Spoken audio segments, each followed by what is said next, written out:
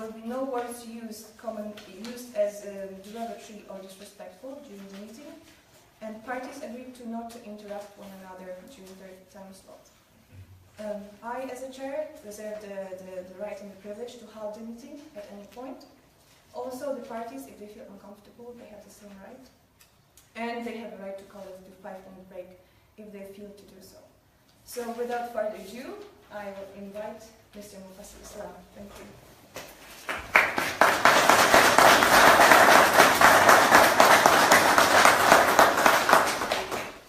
Thank you, distinguished guests, and I welcome the great Sheikh Dr. Umar Al-Khatri, great slave of Allah. Welcome. And also I welcome my friends, my Christian friends who are like my brothers, and I also welcome my friends in humanity. First of all, little corrections, I am the chairman of TOLA, not just a member. And secondly, this is when it's a derogatory statement, you may find offensive towards your belief, but no personal offense should be meant. That's what we should make it clear. The main purpose of this dialogue was I have failed thus far to get a constructive response from Muslim community all over the world regarding questions which resonated in my mind for a long time and which in fact pushed me out of Islam. Because those questions were never answered. I tried my best to find answers, but the answers were not there. Whenever I tried to get an answer, I was harassed, abused, threatened, insulted, ostracized. That's what happened all the times. Now I'll give you a bit of a situation that I'm going through at the moment. And my friend is going to tell me to speak up a bit, but unfortunately I must apologize in advance. I have this bad cough, and probably I don't know whether that's a curse. Now let's move on to the situation I'm facing at the moment. As you all know by this time that I'm an apostate from Islam, a murtad from Islam. My situation. I was given a derogatory name by the Muslim community worldwide, and that name is going around. You know my name is Mufassir Islam. I still carry that name. That's my right to have that name, because that name was given by my father. Regardless of the fact that I don't believe in Islam, but I do have all the legal rights to carry that name, and I will carry that name forward. Because all my life activities are recorded by that name. So I don't want to lose that. But I was given the derogatory name, Nastik, that means apostate. Mufassir is my name, Mufa. Mufa is the shortened name of my first name. This is considered derogatory in Bengali terms. So they gave me a derogatory name, and if you Google this name, or even if you go for Facebook, you will see people liking this site, these pages, innumerable number of pages, tens and thousands of them. I receive death threats on a daily basis. My wife, my mother, my sister, my cousins, close friends, and Muslim neighbors would, even in Belfast, ostracize me. Even in Belfast. And these are all well documented. If anyone is going to question that, I can always be forthcoming with evidences. Made videos about me, sending me death threats from all over the world. And those death threat videos are still on social media. And they are liked by thousands of people. The last video I counted, unfortunately the projector is not working, was viewed by 500,000 people, liked by 47,000 people, and commented up by 12,000 people calling for my death. Those videos are still online, circulating. You can all verify that. They harassed me day and night by making caricatures of me as a beggar, a paid Christian Zionist guru. I have a schizophrenic son, and a fat son because of curse from Allah. They made videos of my sons, and say those are well curses from Allah. Those videos you can see, those videos are well circulated, not supported by fringe few, as we always hear, but by thousands, and you will not see even a handful of Muslims protesting those videos. My wife left me because I was a characterless man and a girl, and had girls wearing niqab living in Saudi Arabia, telling others that I had affairs with them when I never lived in Saudi Arabia. So these are all deceptions which they are using. Made voice records of me, allegedly having pornographic talks with girls over phone, when anyone who knows me would know that was not my voice, because my voice is well known, because I have 1.5 million online followers worldwide. I've been to 80 countries all over the world preaching Islam, so it was, trust me, it was not a happy moment when I left Islam. There were Muslims who bought my book via PayPal, destroyed the copies online, and then reclaimed money back from PayPal, saying they never received a copy, as I didn't send the book by tracker number using the loophole in the system. Went to eBay and made over more than 100 individual negative comments on my book without even reading a copy, as I had not sold 100 copies within the first 2 days. Held demonstrations and mass gatherings calling for my death all over Bangladesh. Spread rumors saying I was never even a Muslim, when my Islamic preaching life is well documented. I was a regular speaker on Islam TV. I wrote on Sharia in the leading Bangladeshi newspaper called Daily Star. And also I debated, even in Ireland, the most famous atheist in Ireland, Michael Nugent, defending Islam. I also addressed the film, the oldest philosophical society in the world, defending Islam and defending the prestige of the prophets after the famous YouTube video about the life of Muhammad. It spread rumors saying that I was never even a good Muslim, even if I was. It spread rumors that I was doing all this against Islam simply because my visa to the UK was running out when I became a British citizen many years ago. And these such posts are not like one or two, in thousands. You can all Google that and you will see people are making videos, and they're not in a fringe view, as we always hear. And now, today, for the first time, for the public, what is this? This is a British passport. Shall we all agree? Shall we all agree? Yeah. Right. I was told that I'm doing it because I wanted an asylum in the United Kingdom. When was it issued? Sorry? When was it issued? When was it issued? This is renewed passport. We have any problem, just ask the United Kingdom Guard Authority or Immigration. Please do that. If you have any question, please do that. I became a British citizen 14 years ago. And I became a permanent resident 18 years ago. I came to this country 24 years ago, just for the record. Right. You can see the suspicion there probably. It spread rumors that I was doing against Islam simply because my visa was running out of the UK. And they openly instigated harassment so that I can have an early heart attack, as many of them know that I'm a cardiac patient. They forbade selling food to me from Muslim suppliers, and even here in Belfast, they told their Bangladeshi customers not to keep relationship with me, and the Bangladeshi shop on Olmer Road turned into hatred preaching central command against me. And these are all well documented. If anyone wants to sue me, sue me. And then meetings were held about my apostasy from Islam in several parts of Northern Ireland, and all snapped ties with me except two very close friends who consider themselves agnostics now. I was told that I would never be able to get a job, as I was a thief and no office would be allowed to have me, and I'm living hand to mouth at the moment, when they claim that I'm getting paid.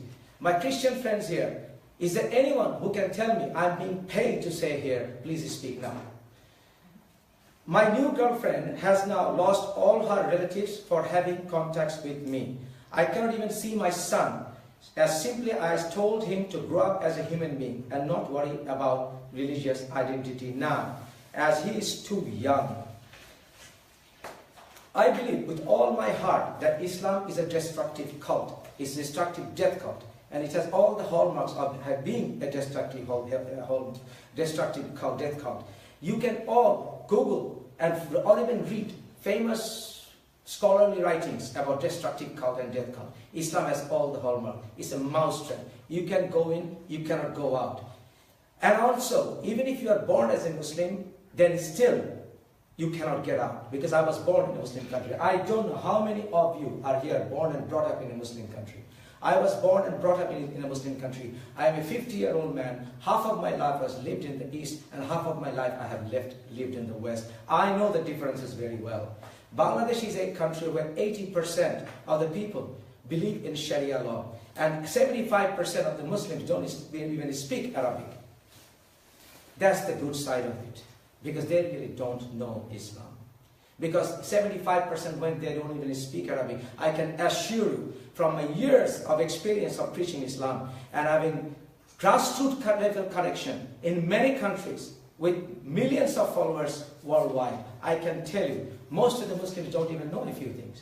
So that's why when I'm talking about those things, they were surprised and shocked as equally as I was. Now we can say, how come all of a sudden you woke up to this fact? Because when you are focusing on something, you take it as Islam is a religion of peace. But suddenly, you see that when you talk for peace and you get hatred. This happened when in 2015 Paris terrorist attack. When I condemned that openly, I had hundreds and thousands of Muslims telling me that I was a sell-off. I took the devil out of the bag. I didn't have the right to defame my Muslim brothers. It's a cultish religion, and thank God I'm out of it. Thank you very much.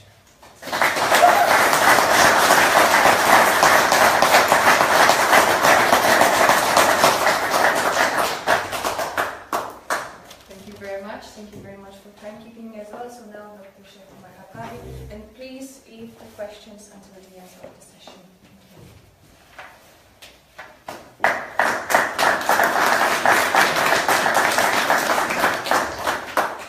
Bismillah ar-Rahman ar-Rahim.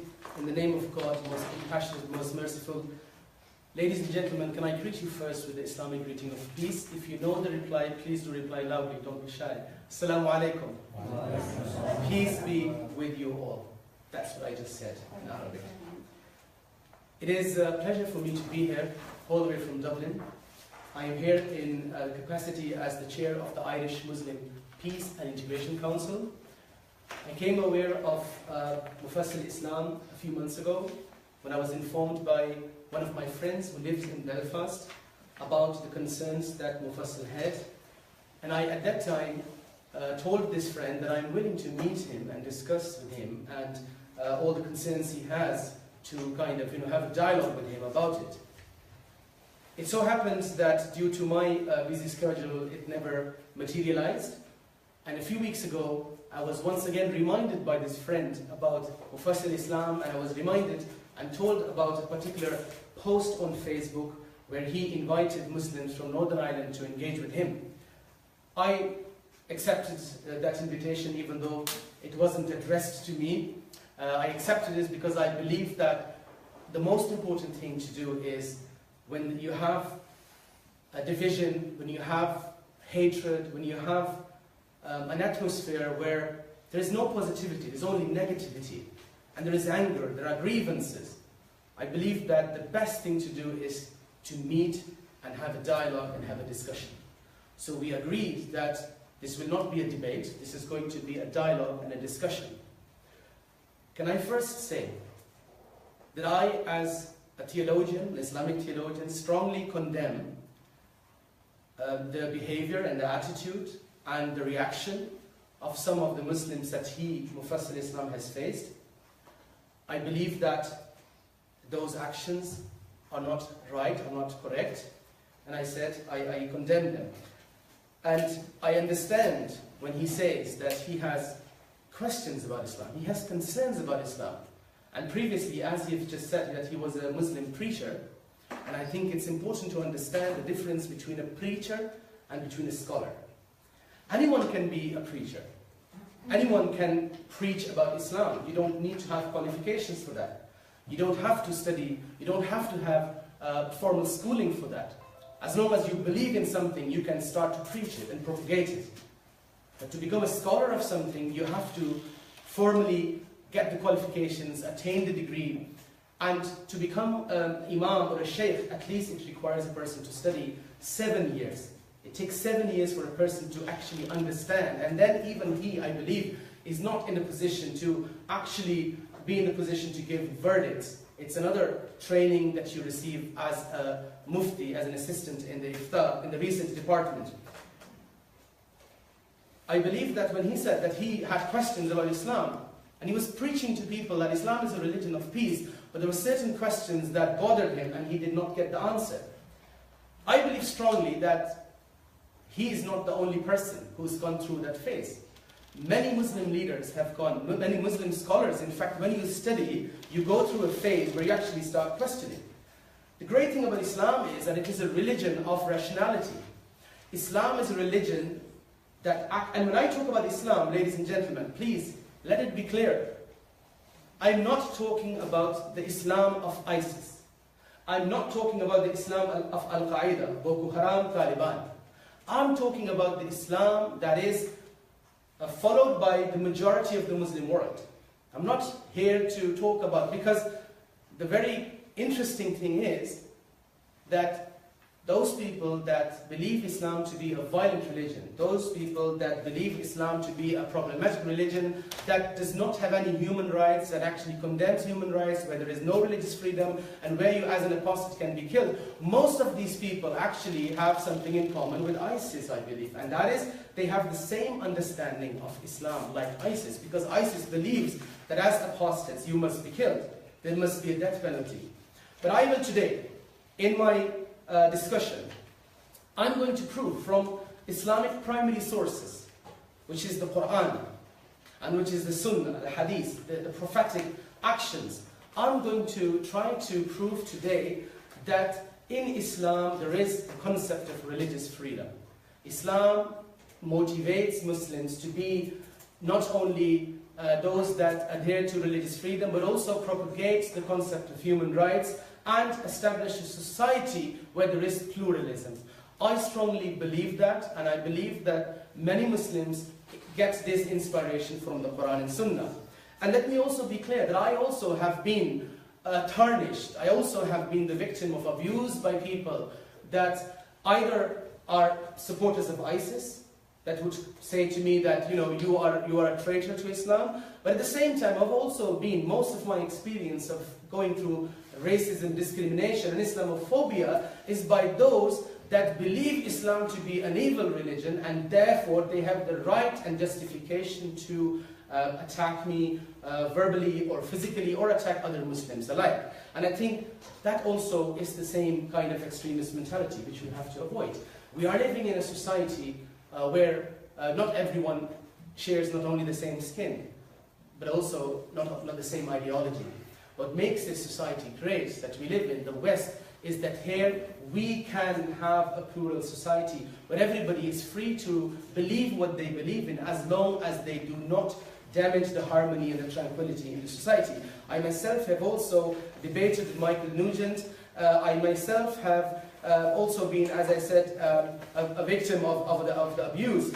But today, my purpose of coming here is that, you know, even if you kind of today understand, and if Mufassir also understands that not every Muslim believes that in Islam there is a death penalty for apostates. There are Muslim scholars that actually speak up for human rights, speak up for religious freedom, and they get this inspiration by the Quran, by the primary sources of Islam. And that is something that I'm going to discuss with you today. Thank you very much. I hope this is going to be a fruitful discussion and dialogue, and that we, through this discussion, can eliminate the distance that we have, and can get rid of the negativity and the hatred that we have. And at least, even if by the end of it we do not agree with each other's ideology, but we should agree on one thing, and that is our common humanity, respect and acceptance of each other. Thank you very much.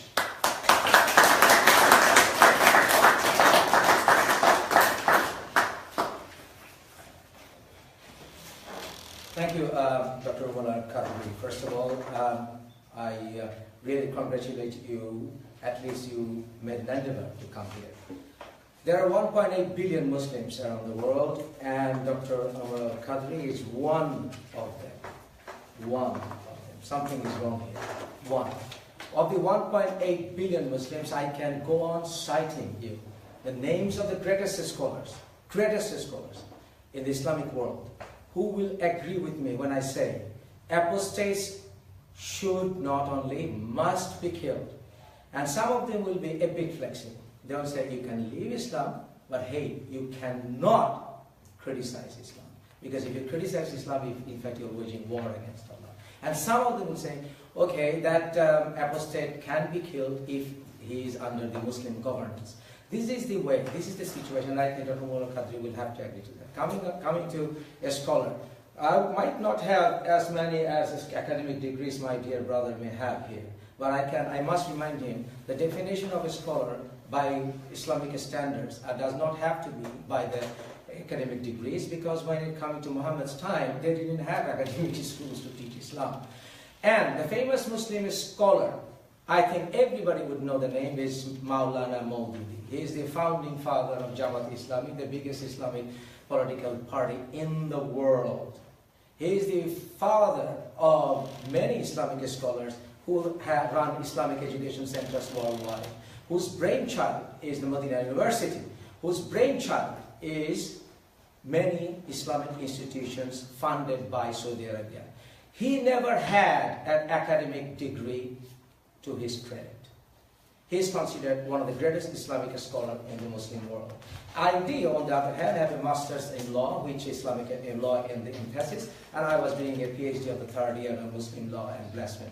Now, coming to the issue of how to treat the apostates, as I said, out of 1.8 billion, extremely exception, and as far as I know, I am the only Bangladeshi man of Bangladeshi origin, British citizen, who has this opportunity of debating an Islamic scholar after leaving Islam, because I will be off with my head in any of the Muslim worlds if I go, anywhere. I will challenge Dr. Umar Al-Qadri here to tell me the name of a single city in any of the Muslim majority or Muslim significant number of Muslims live there where I can go and have this dialogue. Impossible. And Dr. Umar Al-Qadri knows it very well. So at this pace, if you want to make a reformation of the religion, you will need not only 1400 years, you will need 14,000 years to come to a situation where you can be in a talking situation to any other Islamic scholar. So something is wrong here, my friend. Something is definitely wrong. And that wrong goes back to the root of Islam. Now, my brother here can come up with any kind of reformative apologetic arguments. I have probably heard all of those before. And when somebody preaching Islam for 33 years, he is not going to do it unless he had it in his heart to know the religion since the age of 16. So, 16, I might not have 7 years of academic degree, but I have 33 years of experience going around the world to 80 countries, having followers in 80 countries and living them. There's not a single Bangladeshi who doesn't know me. I'll be surprised. So to know that I don't have the academic qualifications, maybe I don't, but at the same time I do have the respect. Now let's go on to the issue of the Quran. We will have to concentrate on the Quran. What does the Quran say? First of all, my brother here said, peace, I greet you with the Islamic greeting of Assalamu alaikum, right? That means peace be unto you. I'm sorry, my dear brother, this is not an Islamic greeting. Rather, this greeting was stolen from Jesus. Jesus says, peace be unto you. Is there a Christian pastor here or kitchen? Can you agree with me? Yeah. Right. So Jesus said, peace be unto you. So when a murtad asks for peace be unto you, would you be telling me the same? Assalamu alaikum. I doubt it. Because Surah 3, verse 56 says, and as for those who disbelieved, I will punish them with severe punishment in this world and the hereafter, and they will have no helpers. So that's what you were looking for. So there is no way a Muslim can, in fact, ask for peace for non-Muslims. It's absurd. Now let's go on.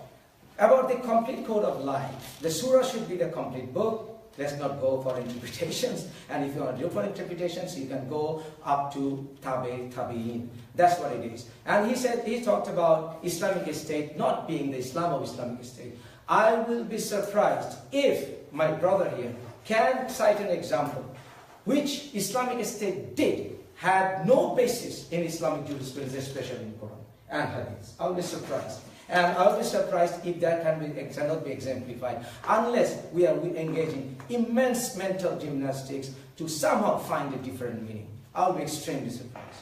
Because Islamic State, whatever they are doing, almost have all examples in the lives and teachings and instructions of the man we know as Muhammad.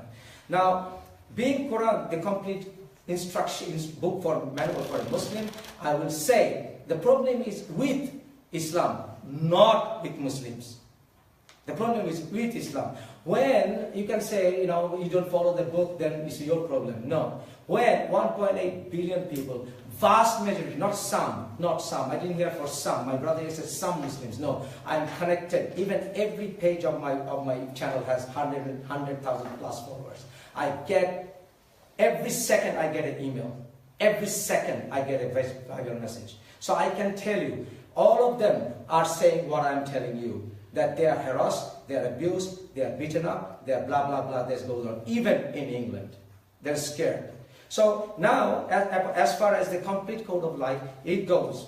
I will give you a few examples. So this book, something is wrong with this book, this teaching, that's why it is producing terrorists in the highest numbers, silent sympathizers in highest numbers. Now, if any of the Christians or agnostic or atheists here hear that in the name of unity, in the name of Jesus, somebody is going and shooting, you will see thousands of Christians here will be on their feet and say, this is not in the name of my Jesus. Because Jesus said, one who lives by the sword will die by the sword. When Muhammad said, Jesus, the sword is under, heaven is under the sword. There's immense difference. It's a travesty. It's a travesty to say that Jesus and Muhammad had the same mission. Jesus didn't care for this kingdom. Muhammad did. Muhammad said that he dreamt of this dominance from one end to the other. So I'm not going to buy the fact that they have the same mission. They have no match. And it's the biggest travesty. They were the same prophets of the same God. This is the biggest lie we have been told. So there is something wrong with this teaching. If you say this is something have to do with the money, because Muslim world, they are poor, what about history? If you go back to history, we will see immense examples of apostates being persecuted. The so-called Islamic Golden Age, the greatest Islamic scholars we know as Al-Razi, Al-Biruni, they were all, in fact, vehement critics of Islam. If you have any problems, please let me know. I'll give you immense references to their writings. And many of their writings were burned. Many of them were persecuted. Many of them were killed. And in the name of Islam, we have immense expeditions where apostates were killed, forceful conversions made, and one of them is Tamerlane. Tamerlane attacked India and raped thousands of Muslim women and converted them to Islam. And they were so horrified, they jumped into fire not to get raped.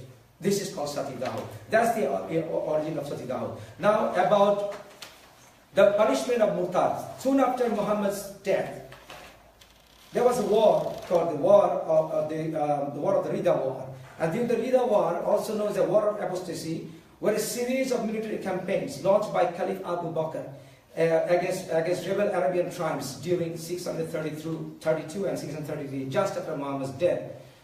Abu Sulaiman Khalid bin Walid was a companion of Muhammad. He is noted for his military tactics and powers and commanding the forces of Medina. Muhammad and forces of immediate successors was Rashidun Khalif, Abu Bakr and Umar al-Khattab. He was the champion of the apostasy wars when he slaughtered countless Arabs for trying to leave Islam after the death of Muhammad. We are going back to the history, my friends. History. Soon after and during the time of Muhammad. Malik was a chief of some of the distinction, a warrior noted for generosity. I'm talking about a man named Malik. And a famous poet. Bravery, generosity, and poetry were the three qualities most admired among the Arabs. And during the lifetime of Muhammad, he had been appointed as a tax collector. During the Ridda Wars, the apostasy war I was talking about, which is soon after Muhammad's death, when Abu Bakr, Muhammad's closest companion, was the caliph, which broke out in Arabia. After his death, Muhammad, Abu Bakr sent his most influential general, Khalid bin Walid, who is known in Islam as the sword of Allah, and you will see many of the Muslims carrying this name Khalid, and into Najd with 4,000 men, and to submit to the tribes of surrounding areas. Malik was guilty of his acts against the state of Medina. After the death of Muhammad, he broke in open revolt against Medina. As soon as Malik heard of the death of Muhammad, he gave back all taxes to his tribesmen. Khalid was called by Abu Khalid to explain the matter. Khalid killed Malik and raped his wife same night and declared her his wife. What does it resemble? Where does it come from? It comes from Muhammad himself, because he did the same to Safiya, Jawhara, Raihana. He killed Safiya's husband, newly married husband, Kinana, burned his chest and asked for the loot, asked for the treasure. And the same thing happened to Jawhara, Raihana. How can any woman agree to marry his husband's killer, her husband's killer, her father on the same night? I think you have to be insane to believe that. Khalid bin Walid was simply following the footsteps of his beloved Prophet Muhammad. Now you can say Abu Bakr dismissed him. Abu Bakr did not dismiss him for that. Abu Bakr dismissed him because there was a saying that Khalid bin Walid in fact killed Malik when in fact probably he was not an apostate. That was the reason. The proof was Khalid bin Walid was never punished for that rape. Khalid bin Walid was taken back into his position by the second Prophet Umar al-Khattab. So I can go on all night, my friends, and I'm sorry, but time might not allow me to explain. Now let's go for these situations in Bangladesh. Recently, as you all know, dozens of Bangladeshi online activists got killed. Dozens. And they were not making videos like me. They were not giving up references like me. They were just simply saying Muhammad was a rapist. And he gave an example and said, if he was not, argue back.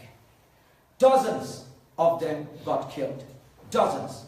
So if anyone's telling me that I can say what I'm saying that in any Muslim country you are in your dreamland, and if this for lack of money, how come there is no freedom in Saudi Arabia? They're not poor. If you said there's lack of education, how can Malaysia? The Malaysian Deputy Minister a few days ago said, arrest the atheists, punish them under the criminal law. So you tell me, this has nothing to do with Islam. I'll be surprised. It's the biggest travesty, biggest lie. Now you can say all those apologetic arguments, my dear brother, sitting in a non-Muslim majority country, sitting among the Christian folks, sitting amongst the people who do not believe in organized religion. You will dare not say that in any Muslim world. Impossible. Absolutely impossible. And the examples of us, the tolerance that we are showing here, after relentless attacks on the common citizens here, who never committed any crime. Manchester attack. Today there's a church attack, knife attack. If you go to other parts of the world, one attack after attack, Paris attack. What about open door policy by Germany? Germany didn't do any harm, and they went in and killed them, detonated, took up trucks on them. This has nothing to do with Islam. Yes, this has plenty to do with Islam. Because Muhammad himself didn't tolerate any kind of insult towards him. Even writing poetry triggered hatred from him, and he even instructed killing of poets for that. So if you have said nothing to do with Islam, then I must suggest, my dear brother, to go into details, and if you want me, I can go on explaining. These are the countries in the map where outlaw apostasy is blasphemy. You see, this is the map, and if you match the maps of the Muslim world, they will almost match the same map. So if you insult, now the question is, how do you insult Muhammad?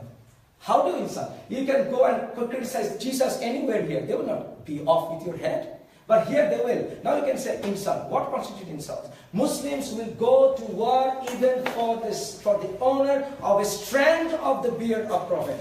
Even for a strand of the beard. Example, the famous Hazrat Bal Mosque incident. This has nothing to do with Islam. The Hazrat Bal incident in 1963, 1964 in Pakistan, what they did West Pakistan, India, and modern day East Pakistan, Bangladesh. My dear brother has his ancestors from Pakistan. I must suggest, please check your country's history again, because that's where I was born, and I think I have pretty more experience, at least in that field. In 1964, when it was alleged that the strand was stolen from the Hazrat Bal Mosque, which has nothing to do with Hindus living in Bangladesh. Nothing to do. 50,000, on record, 50,000 Hindus were slaughtered because allegedly a Hindu stole that strand. And if you say this has nothing to do with Islam, I'll be shocked. A district called Khulna, if anybody on the live watching, a district called Khulna was a Hindu majority district in Bangladesh. Overnight, it became a Hindu minority district in Bangladesh since that incident. What will constitute insult? Poetry, because Muhammad killed more than 25 poets for allegedly insulting. Even half-blind people were killed. Even women were killed for allegedly insulting the honor of the Prophet. Wow, how can Allah be so touchy that if you make caricature of him, he goes off the hill? How can a prophet who died 1400 years ago, you are saying, can be so bothered about one Mufassir Islam calling him names even? How can that even be insulting? How come the patience of Muslims, the result of the Muslims is so minimal that I have to wait to get somebody from another country to come and sit down here and have a dialogue. When I made that open post for Belfast Islamic Centre primarily, Belfast Islamic Centre until today didn't have the courtesy to respond to my email because they are not bothered. That is the problem. They are not bothered. I tried to knock on their doors to have a dialogue. They never even bothered. This is always conspiracy theory. Because the conspiracy theory is from the bread and butter of this religion. Because this religion started with deception and ended with battle. Muhammad didn't stop after conquering Mecca. He went on warring.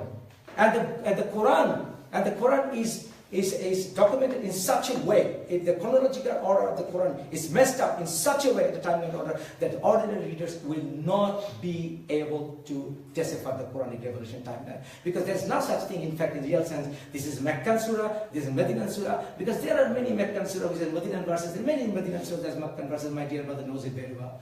But if you want to come up with apologetic verses, like there is no compulsion in religion, think again. Those are the times when Muhammad was just new, having no state. Soon after Surah Baqarah, Surah Imran, and all the Surah Maida, you can go on forever. But I will tell you, to judge Muhammad about the ultimate purpose of his life, which you can find from Surah 9. You can say there are 114 surahs in Quran. How come Surah 9 is the main surah? How come it explains Muhammad's intention? Very clear. In the Revelation timeline, out of 114 surahs, Surah 9 is in fact Surah 113. You're talking about insulting? I will tell you what is insult. I will tell you how much you can bear. If you're worried about, you're worried about a cartoon, you're worried about, what about Quran getting Trinity wrong?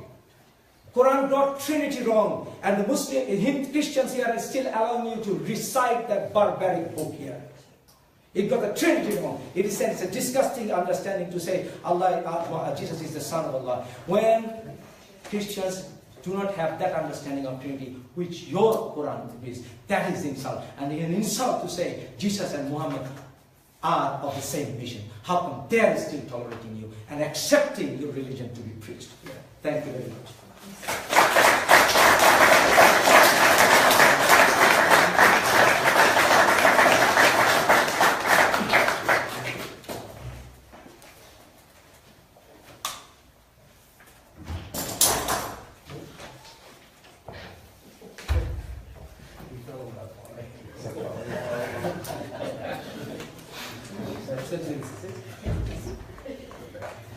Okay, thank you very much, Mufassir, for that. Well, to be honest with you, I got quite confused because as far as I'm concerned, I understand that this dialogue is about apostasy in Islam and not about, at the same time, blasphemy, at the same time whether Islam is peaceful or violent, at the same time about the character of the Prophet Muhammad. I think we need to really focus on one point. We need to focus on what does the Quran say, what does the Hadith say, what does the tradition say about apostasy. But I will still answer those questions. I'll still answer the questions. The fact that, the question, Assalamu alaikum, is a Christian greeting. Well, it is not a Christian greeting. If you ask Archbishop of Canterbury what greeting is this, he'll tell you, well, it happens to be a Jewish greeting, also a Christian greeting, but also an Islamic greeting. It is an Abrahamic greeting, but it's common among the Christian faith, the Jewish faith, and the Islamic faith. My dear friend talked about how, as Muslims, they differ with Christianity. I think that is not the purpose of the debate, to create more misunderstanding between Christians and Muslims. If you want to know how Muslim-Christian relations are, I would say, look at the Pope. If you are a Catholic, look at his treatment, his understanding, and his engagement with the Muslim world. Or look at Archbishop of Canterbury. Look at him, how he treats the Muslims, how he understands Islam. In fact, a recent study, which, by the way, in a meeting with the Archbishop of Canterbury, he discussed this. We were in a meeting, and there were some religious leaders together in London, and we were talking about violence, religious motivated violence. And he brought up, and we were talking how people create a perversion of religion and take verses out of context. And he actually mentioned that this has happened in Christian history. This is not specific to Islam alone. In fact, the rabbi who was there mentioned that this also has happened in the Jewish tradition. People have taken words out of context also and used that to justify the violence. And it was the Archbishop who then referred to a study which you can Google up, which says that the Bible is more violent than the Quran. In terms of text analysis. In terms of text analysis. And you can Google it up. It is a study. It was done but that does not mean in any way that Christianity is a violent religion. I don't believe so. That does not mean Judaism is a violent religion. That does not mean that Islam is a violent religion. I don't think any of how people were killed in Bangladesh. Well, I am not going to judge this religion by how Muslims in Bangladesh are living. I'm not going to judge Christians by looking at the Crusaders, how they killed people in Spain. I'm going to judge religion by the essence, by the text, by the scripture. I look at it, and I look at the practical demonstration of that religion by Jesus Christ, peace be upon him. So let us go to Prophet Muhammad, peace be upon him. Prophet Muhammad, how did he treat those that abused him? I will quote you, I'll mention an authentic narration here. Some people, they refer to Muhammad. Muhammad, by the way, means the most praised one. Some people, they were talking about him, and they talked about him, and they referred to him as Muzammam, which means which is the opposite of the most praised one, the most condemned one. And certain Muslims, they quite, felt it. They didn't feel right with it, and they went to the Prophet and they said, "O Prophet of God, some people talked about you. They committed blasphemy. They said the most condemned one, and they did so in a way to show their hatred towards you. And they disrespected you. What should we do?" And you know what the Prophet said? He said, "What did they say?" He said, "Muzammam." And he smiled and he said, "Well, they were talking about Muzammam. I'm not Muzammam." He just said, why would you do something? And I think that is the kind of approach as Muslims we should have when people, whether it is Jylanden Posten in Denmark, whether it is Charlie Hebdo in France, I think when people make caricatures, as Muslim a scholar, I think we should ignore it. I mean, there is really no point of getting angry at it. We should just ignore it. And that is something unfortunate that hasn't happened, because the experience of the Muslims that you have seen is that they reacted to it in a way that I believe they, as Muslims, we must more react like that when atrocities are committed in the name of Islam. And let me tell you, I'm not the only one saying this.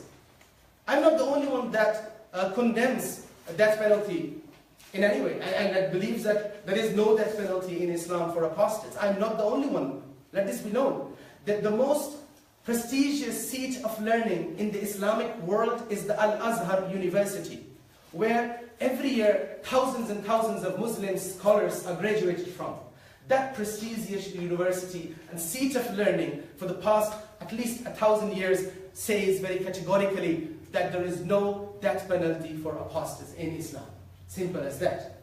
Now, also when we talk about the attacks in Manchester, my brother, the attack in Manchester or the attack in Spain, extremely condemnable.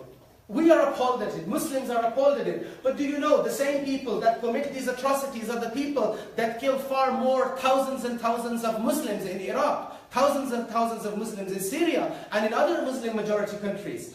Why is it that you don't talk about that? We Muslims are the victims of these extremists.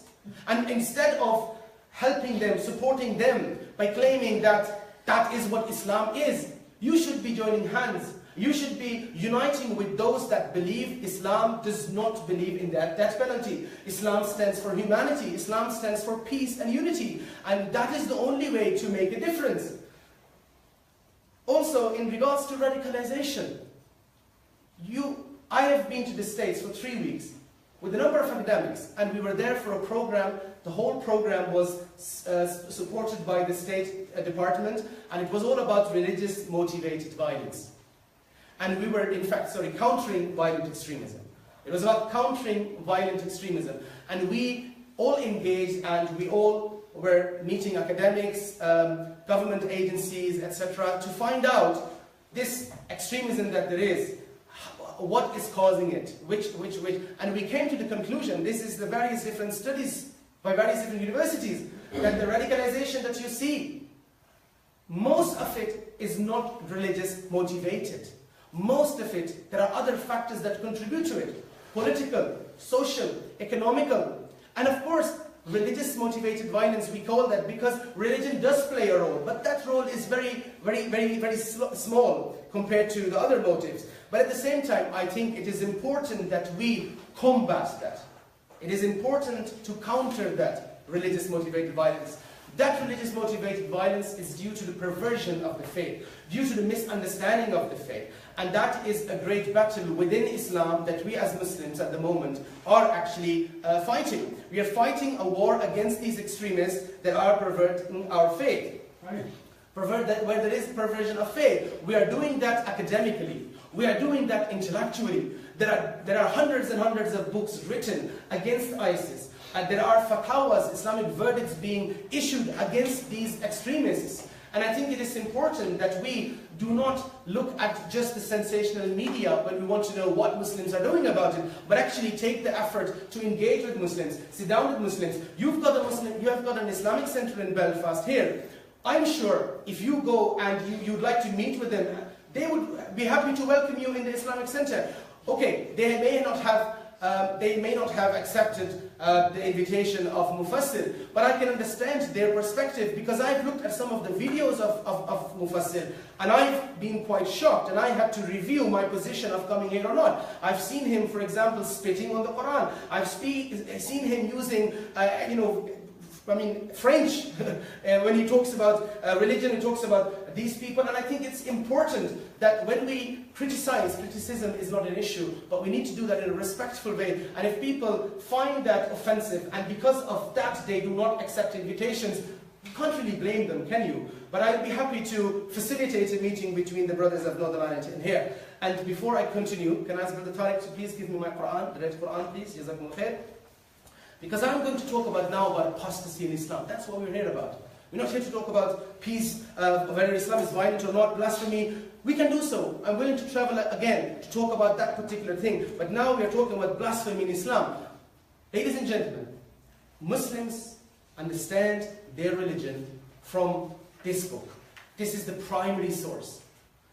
And in order to understand this book, Muslims, they refer to the Ahlul Ilm, the ulama, the scholars. And let me tell you, what does this book really say about religious freedom? Because that's what apostasy is related to. That, what about, one of the verses which he quoted? Surah Al-Baqarah, chapter number 2, verse number 256. The Quran says, there is no compulsion in religion. Surely the guidance has been evidently distinguished from error. Here the Quran says that there is no compulsion in religion. But my dear friend said, but what about Surah Tawbah, which was revealed later on? He mentioned that what about other surahs? And he says that Surah Tawbah supersedes this commandment. Let me quote it. Let me quote in front of you. What does the Quran say? The Quran says, chapter number 10, verse number 99. وَلَوْ شَاءَ رَبُّكَ, and I'm going to just mention in English, and had God, Allah, so willed, certainly all inhabitants on the earth would have believed. God is revealing, Allah is revealing in the Quran that why would you kill apostates? Why would you force religion on others? If God had willed, He would have made all inhabitants of the earth believe. So the fact that there is diversity, the fact that people believe and don't believe in this religion is because this is the way God has wanted it to be. Because religious freedom is a divinely given right. Another verse of the Quran speaks about this. Surah 18, verse number 29. And say, the truth is from your Lord, so whoever desires may believe, and whoever desires may deny. Here again the Quran says very categorically, whoever wants to believe in it may believe, whoever doesn't want to believe in it doesn't need to believe. Another verse of the Quran, I'm going to quote now, when Allah says, لَكُمْ دِينُكُمْ وَلِيَ دِينُ, which is one of the final chapters of the Quran, where God talks about how to engage with non-Muslims. As a Muslim, how are we supposed to engage with non-Muslims? And the chapter, by the way, is titled the chapter on the non-believers. Surah Al-Kafirun, the chapter on the Kafirun. And it says clearly in it, Lakum dinukum waliyadin. It concludes by this important rule. Lakum dinukum, you have your faith, waliyadin, and we have our faith. Which means that the Quran acknowledges that people should have the freedom to choose whatever they want to believe in. And there is no compulsion in faith. And when people choose, at the end of the day, you just say, Lakum dinukum, well, you have your faith, you have your ideology, and I have my ideology. Again, this whole idea of death penalty for apostates.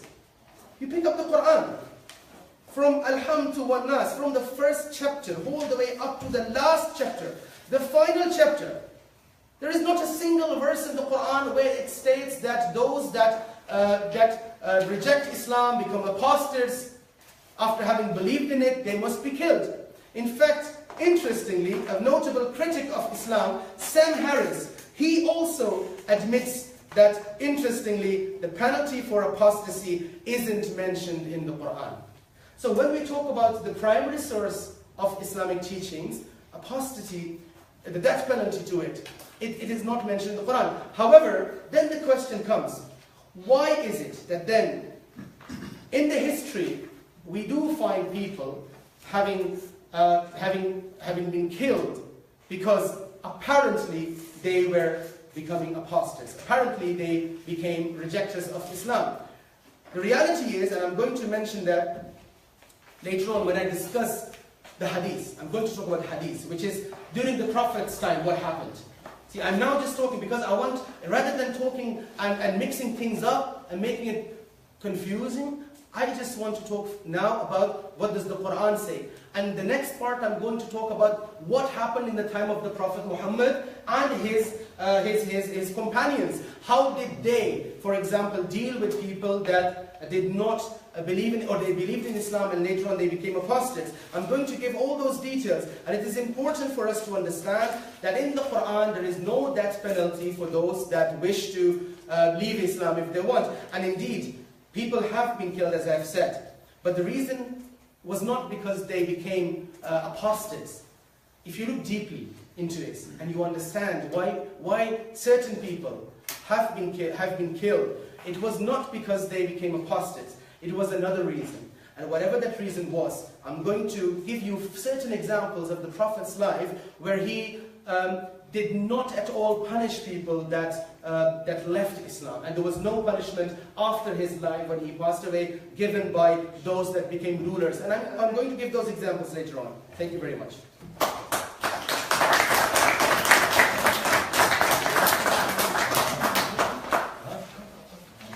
Just a reminder, this is our last slot of 15 minutes each.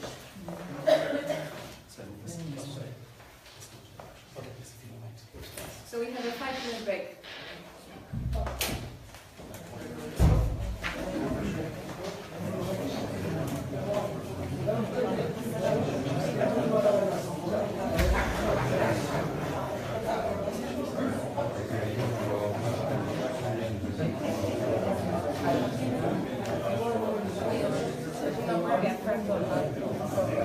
That's it? Well,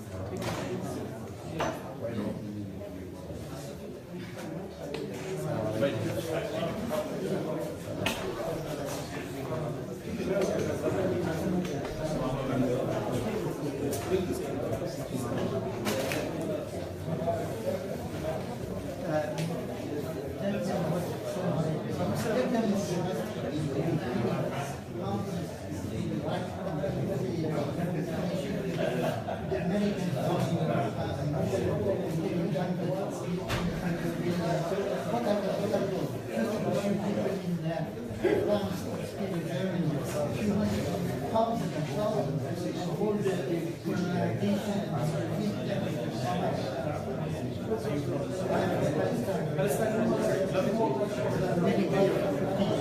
50.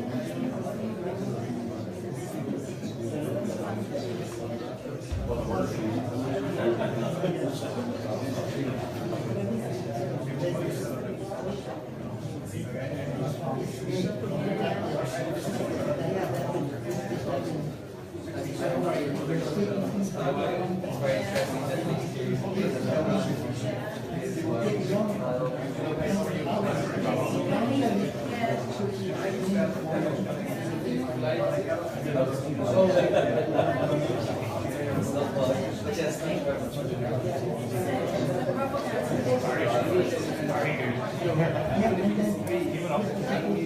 Could I ask everybody back to their seats, please?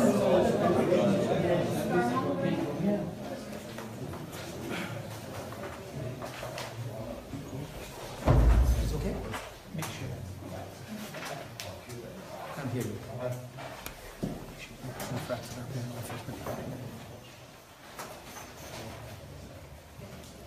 Thank you very much. Thank you, ladies and gentlemen. At least my brother agrees this is not an Islamic reading only. As it appeared from the beginning of his speech, it is at least agreed that it is an Abrahamic reading. Assalamu alaikum. We have come to that conclusion. Now about blasphemy. Why am I discussing blasphemy?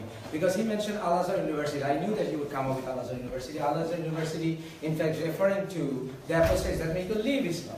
Like Moroccan government has also issued fatwa. You can leave.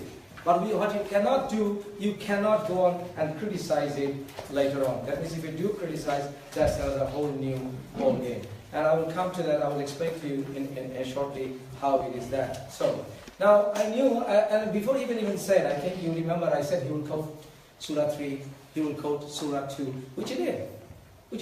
But Surah 2 was Surah Baqarah, and we'll all agree that soon after coming to Medina, Muhammad was faced with the Jewish and the Christian community, and he had to sober up, and he had to say that, all those words about you even follow your religion, you go to heaven.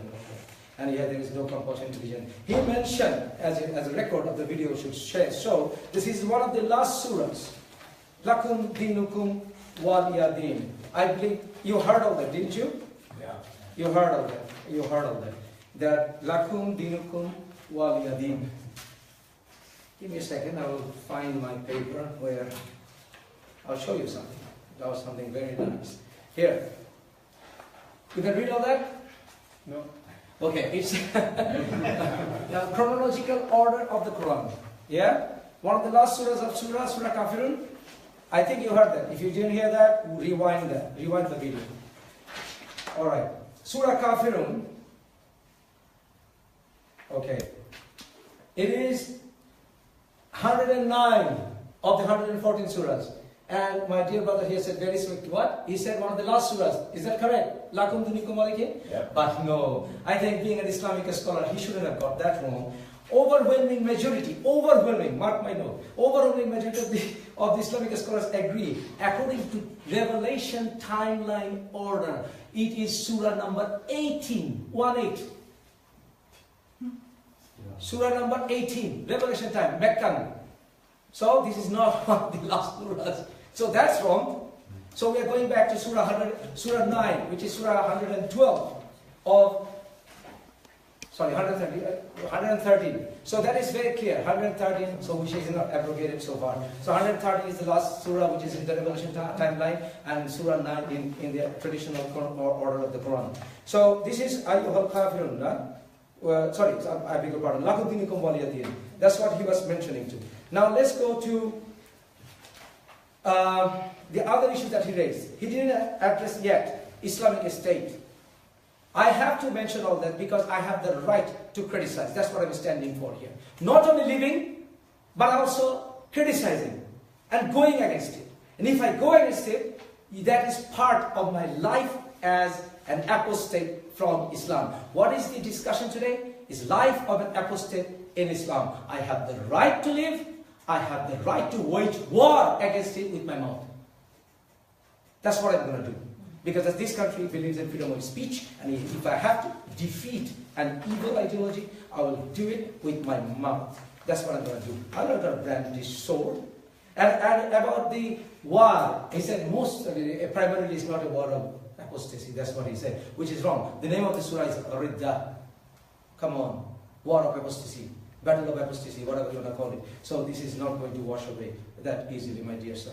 It's not going to wash away. Now, going back to the Quran, if he was emphasizing much about Quran, I will go to Quran. I will go to Quran. I will address that issue. Now, apostate punishment. But those who reject faith after they accepted it, and then go on adding to their defiance of faith, never will their repentance be accepted. For they are those who have of set purpose gone astray. Surah 3, verse 90. I'm going for Quran. And I don't think as a Muslim you need anything else, because the Quran claims it's self-sufficient. It doesn't need any more context, any more contextual mental gymnastics, because the Quran itself says so. I will prove it to you now why and how the Quran itself says so. Quran, Surah 7, verse 185. I'll read it for you, my dear friends. Have they not looked at the dominion of the heavens and earth, and all the things God has created? Does it ever occur to them that at the end of their life may be near? Which hadiths beside the Quran do they believe in? Well, if you are coming to context, you are context, go for Surah, I will go for Surah. Now, Surah 31, verse 6. Among the people there are those who uphold baseless hadiths. That means the statements. Here hadith refers to the statements. And thus divert others from the path of God without knowledge and take it in vain. Though these have incurred a shameful retribution. A shameful retribution. We don't want taqiyya. I think we all know what is taqiyya. Now let's go for Quran, Surah 39, verse 23. God has revealed herein the best hadiths, that means the Quran. A book that is consistent and points out of both ways, and the heaven and hell. The skins of those who reverence their Lord hinge them therefrom. Then their skins and their hearts soften up for God's message. Such is God's guidance. He bestows upon it whatever He wills. And for those they sent astray by God, nothing can guide them. And whatever is good, even if we like it or not, if Allah said it's good, you have to obey it. That's the Quran teaching. I guess Quran is Furqan, and I think what is right and what is wrong, Quran is the one to judge, not you and me, my dear friends. But if they repent, establish prayer, and give zakah, then they are your brothers in religion. But we detail in verses for people who know, and if they break their oaths that they are treaty, defame your religion, then fight the leaders of disbelief, for indeed there are no oaths sacred to them. Fight them for that they might cease. Surah 9, verse 11 and 12. Now, what about how am I being viewed? You know, in the terrorist Islamist food chain, I'm on the top. I'm on the top. Because according to Quran, and I would like my brother to give me that context, Surah 9, because I know the context fairly well. Surah 98, verse 6. Those who are non-Muslims are the worst creatures. They're hell, worst creatures. And Allah punishes how? How does He punish? He punishes through His slaves. Through His slaves, He inflicts terror. That's what He does. So the best of His creations are the Muslims. Please. So give me a break here. So that's why I'm saying the life of an apostate here is an apostate who is viewed as the worst creature. That's giving me respect is not worth it. I'm not worthy of it. That's why this Belfast Islamic Center didn't even bother to respond to my email. Didn't even bother. Now, waging war of words. But on the other hand, on the other hand.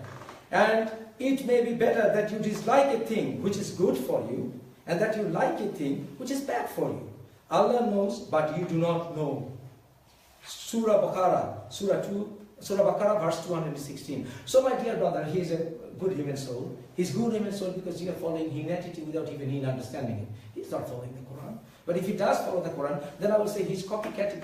Is he copycatting? Because copying word for word is not the Christian way. It is not the Christian way. Because how Muhammad used to eat, how Muhammad used to sleep, how he used to wear beard. You have pastors here, I think. And they are not wearing beard here. So how Muhammad used to wear the shoe, how he used to have sex, how he used to have brush his teeth, how he used to pray, how he used to stand up, how he used to smile. Everything is copied. And in Islam, a Muslim does not exist of his individuality. So that's the problem here. I am being victim of copycat Muhammads. Because Muhammad, you can give me a sporadic example of what is this? I forgot. I can't remember the name. Ibn Abi Sar, yes. You can give me those kind of sporadic examples where he was the brother of another close companion, Muhammad. He was pardoned in a way. He was tolerated in a way. You can give me sporadic examples, but I will give you examples after examples after examples where poets were killed by Muhammad's instructions and using deceptions in the middle of the night. So I will take a whole different example in 90-minute slot to give out the name. So what about examples of recently? Taslima Nasreen cannot go back to her country. Bangladeshi famous writer. What about Salman Rushdie? You were talking about spitting on Quran. You found it offensive? You're spitting on Quran?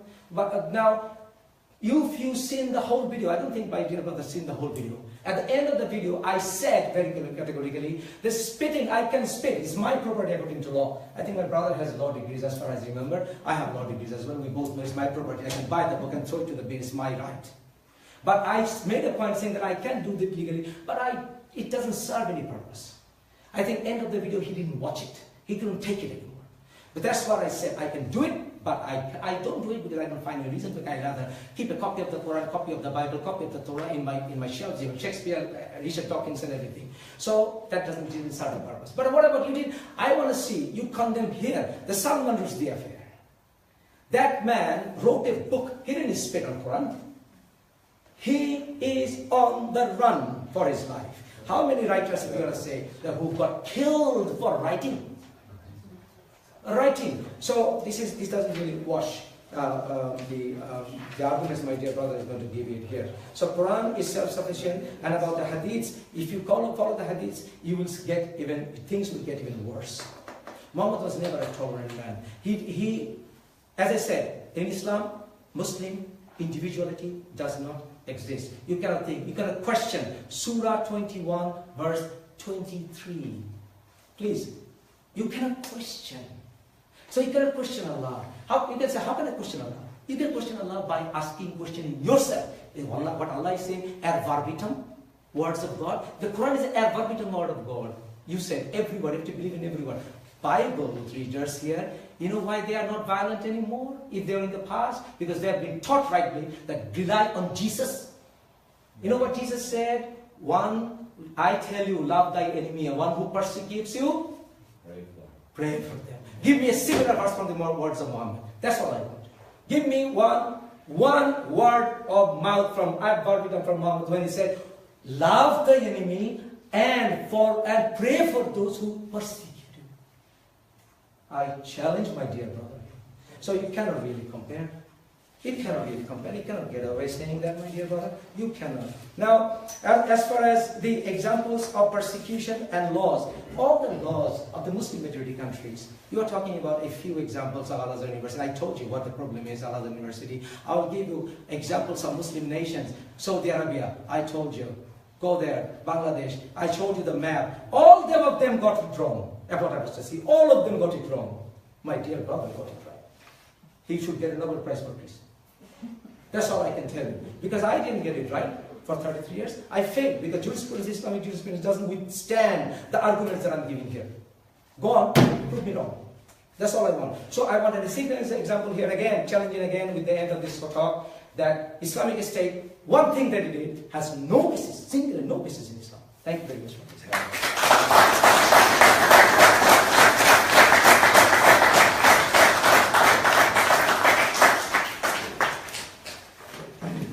Thank you very much.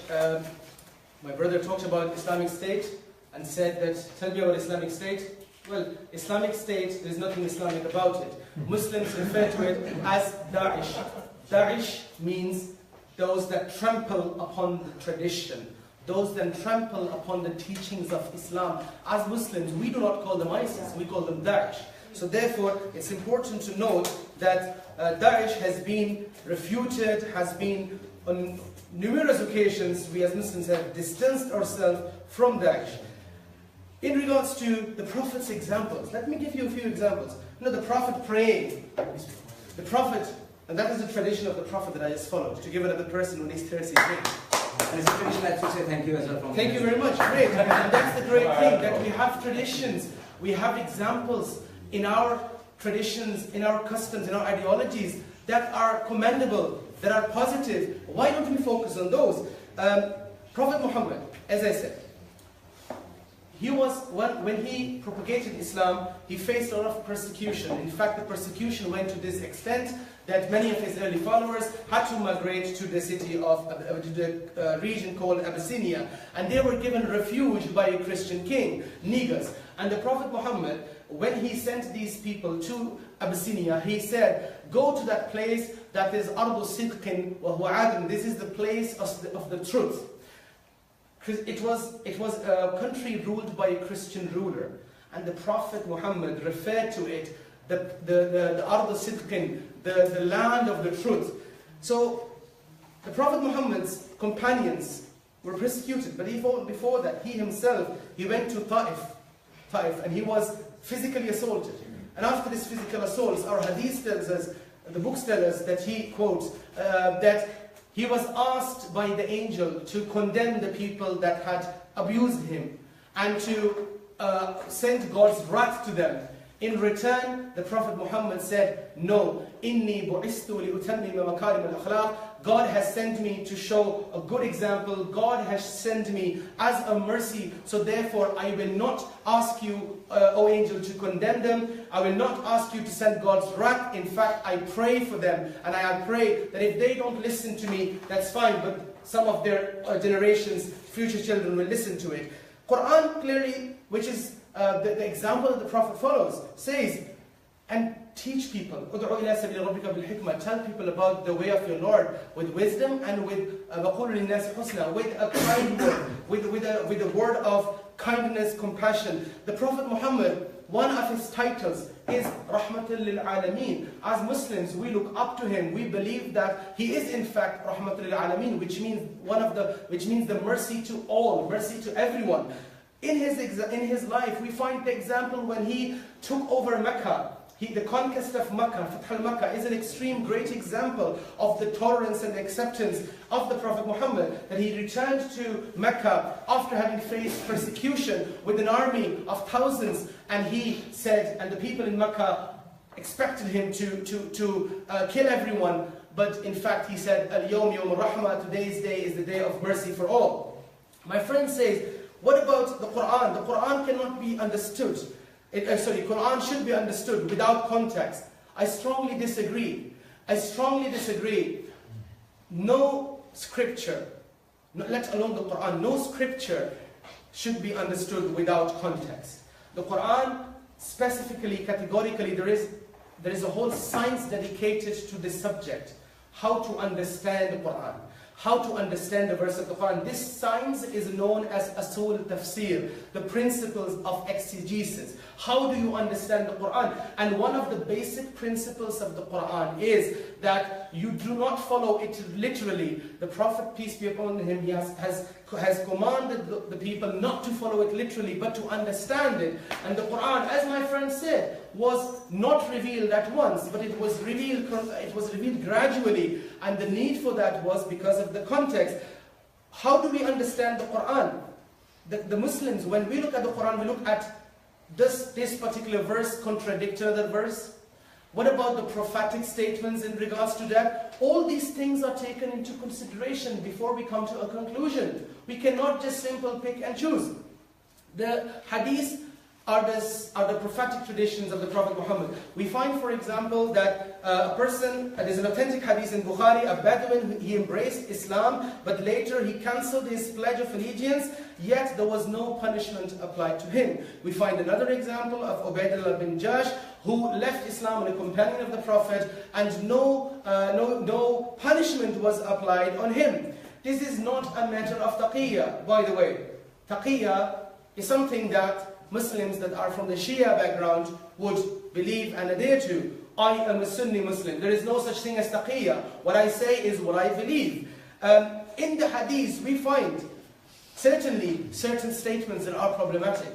We find, for example, a statement where it says that whoever changes his religion, then فَقْتُلُوهُ مَنْ بَدَّلَ دِينَهُ فَقْتُلُوهُ, who changes his religion, kill him. But Muslim scholars have never understood this hadith literally, and they don't understand hadith literally. There are principles of hadith, which is another science, by the way, which is asul hadith, which Muslim scholars learn to understand the meaning of the hadith and the objective behind the hadith. This hadith, the Hanafi scholars, for example, strictly they disregard this hadith.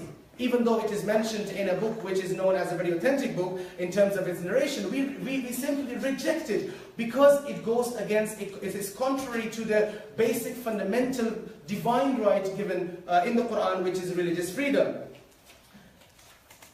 When we look at the companions of the Prophet, how did they treat, for example, we find certainly examples, like in the Prophet's time, where people were killed, yes, but there is an agreement, unanimous agreement by scholars. The reason why these people were given the death penalty was not because they chose to leave Islam, not at all. The reason why these people were given the death penalty was because al-mufariqul al-jama'ah, which means that these people, they left the state and they committed something that is now known as treason. And the death penalty was applied because of that, and therefore we find, for example, certain people, they left Islam, there was nothing done about it, they were just left alone. But there were certain people who left Islam, but there was a death penalty given to them. But the scholars unanimously agree it was not because they had left Islam, they became apostates, it was because they in fact engaged in treason.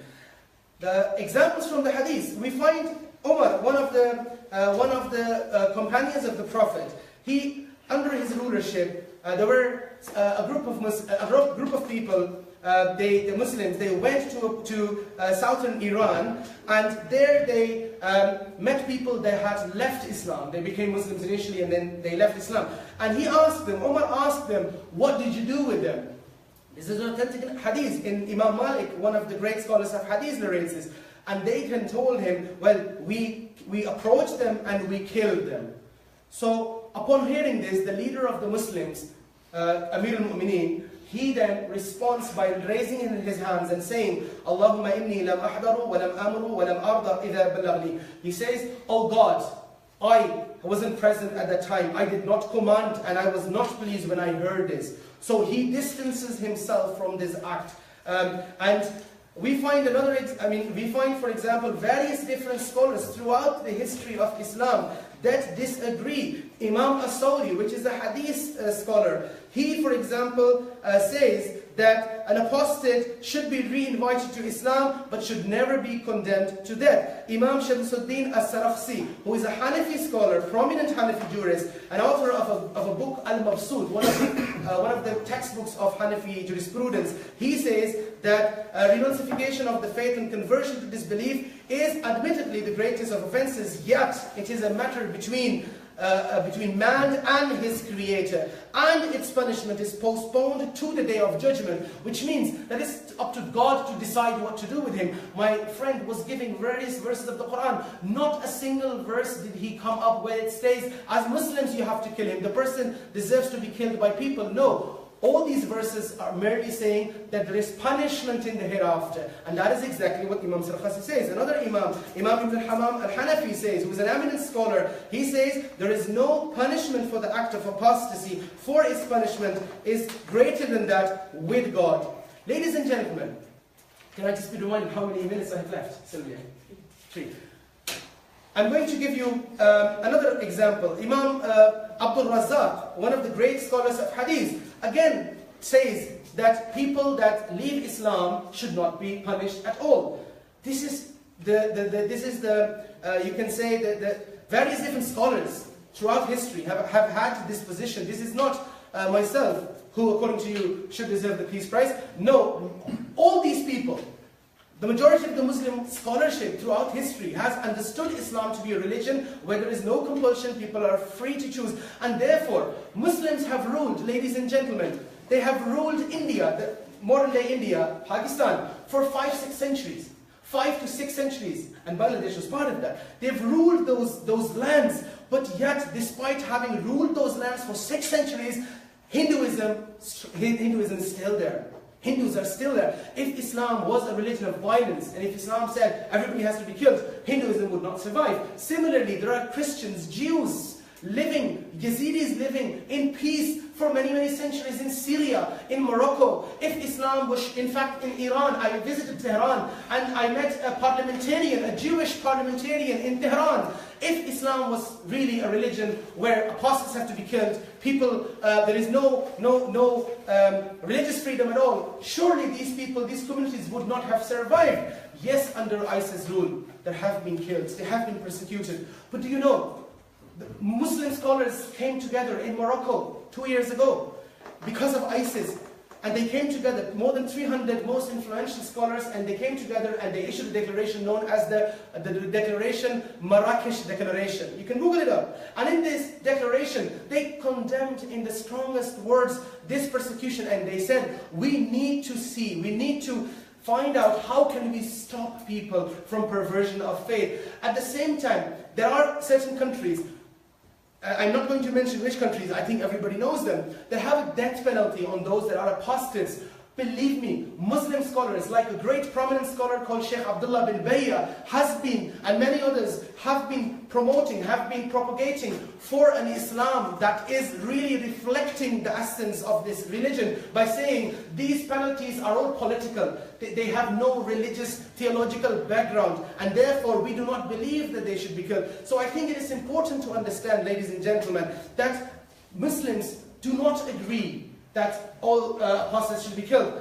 My brother is living in Belfast. There's so many Muslims here. I mean, I don't think any Muslim is really bothered, you know, when it comes to you. There is no, seriously, believe me, when they come in, those in Belfast I spoke to, they really don't care about you. You know, they don't, whether you believe in it or you don't believe in it, simply, yes, you have faced abuse. You have faced abuse on the hands of people around the world. But believe me, your career as a political activist in Bangladesh must be, everybody must know that there is another side of this story. My friend, my brother is a known political activist. People have grievances with him because of his political affiliation, and they justify religion. They also, along with other things, to put their anger on him. But I say, I do not agree with those statements. I do not agree. I've shaken his hand. I've met him, and I'm sitting here. I'm having a dialogue with him, and I hope that all of us can do so. I hope that when we go back from here, we understand, yes, we may not agree with each other's ideology, but what we can agree on is that we should all live together, and we should be able to coexist in this society. Thank you very much, and I will continue in the next few minutes and give you certain other examples from the Islamic history. Thank you very much.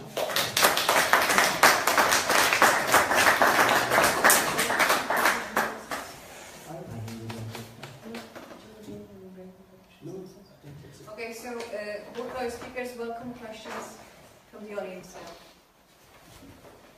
I have a question. Now, you said, like in your videos, you know, that you spit on the Quran and all these things. I can even send you Quran, you can spit on it. I am a Muslim myself. But does it mean, do you think that doing this will change the love of Quran in the hearts of billions of Muslims? Spitting will not make any change. Are you making a statement or a question? Yeah, no, I'm just... I think you didn't hear my statement a few minutes ago, where I said categorically that even my brother probably, or you even probably didn't listen to the end of the video. I said categorically, I do not support or find any reasoning behind burning, spitting on any book. because I'm a bookish man. I always read. So I said the main purpose will be to do arguments and debates, and I was the one to call for this dialogue. But you use the F word. So I think we should not go for rhetoric. You use some word, you use F word. No, listen. When you say I use F word, I also said it was at the heat of the moment because we have grudges. And when we are facing machetes, and you sometimes use the F word, that's rhetoric. That's like a spirit of the moment. I'm not proud of it. Because look, we are discussing that. I'm not proud of it. But What do you understand here? You are insulting. I There's mean, difference between There's discussion nothing and as insulting a religion. There's nothing as insulting an ideology. What is religion to you is simply an ideology to me. So you cannot insult an ideology by doing anything. So that's what I believe in. So again I said, I'm making it clear again. First of all, I do not believe in spitting on any book. Even if you do, I made that clear. The whole purpose of the video was this, and that is the problem we always face. You see half of it, you don't see the end of it because you cannot tolerate the end of it. If you did, you should have heard I said at the end of the video. The main purpose of this, Muslims are doing it around the world. Salman Rushdie's book was burned in every part of the world. They don't represent me. They can't do this. They don't But then represent 90% of the Muslims don't represent you. You represent yourself. ISIS don't represent Islam. Oh, well, I asked. ISIS was made. Are we going to have a debate with you? If you want to take the dice, I will debate with you right now. ISIS was made. Do you want to debate? Do you want to Western debate? intelligence. Do you And they want are to- blaming us Do you want to have a Muslims. debate with me on this? And they are Do you want blaming to have a debate with Muslims. me right now on this? I'm sorry, this question. Yeah, could you put a time on the question, Yes. please? Yeah. If you want to debate on this, I will do it. The gentleman in the green in the back. First of all, Mafassal does not represent Christianity. So certain comments that he made tonight could be challenged. He doesn't, or neither does the Pope represent Christianity or the Archbishop. There was a teacher and a scholar of the Bible who, a number of years ago, made the comment about religious conflict across the earth. And he made the comment that even the Christians in Ireland are killing each other. And my response to him was, you got it so wrong. Christians do not kill each other. If they do, then they are not Christians. Beautiful. They don't do that. 2 years ago, a pastor here in this city made a comment that offended Islam and Muslims. Words we know sometimes do offend, but the comment offended him, or offended the leader of Islam here. The leader of Islam was the main witness against him in court because of words that were spoken. But the same leader of Islam publicly stated that Mosul is the most peaceful city on earth, thanks to ISIS. He did not say Daesh, he said ISIS. He found that words more offensive than the massacre of people in his own city. That's what Christians here in this country, that's what we see. Why then don't Islamic leaders publicly stand up, not only condemn the violence of ISIS in a public way so that we all hear it, but why doesn't Islamic leaders, or don't Islamic leaders in this country publicly state that there is no death threat against this man for having left it?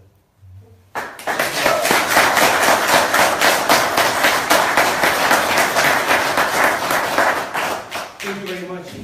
As far as Pastor James McConnell is concerned, because I believe you're referring to him and his remarks, I have met him in Westerburn. I have had an engagement with him.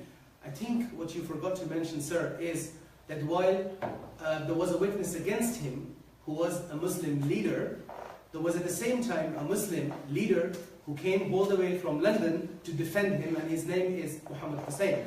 Sheikh Muhammad Hussein defended him and said that the court case was absolutely, it was not needed at all. It was a waste of time. So I think it is important to understand that there are Muslims like those that were witness against him, but also those that stood with him at the same time. I believe that Muslims should be more appalled absolutely, at the atrocities committed by ISIS, then they are appalled at, for example, comments that they find offensive.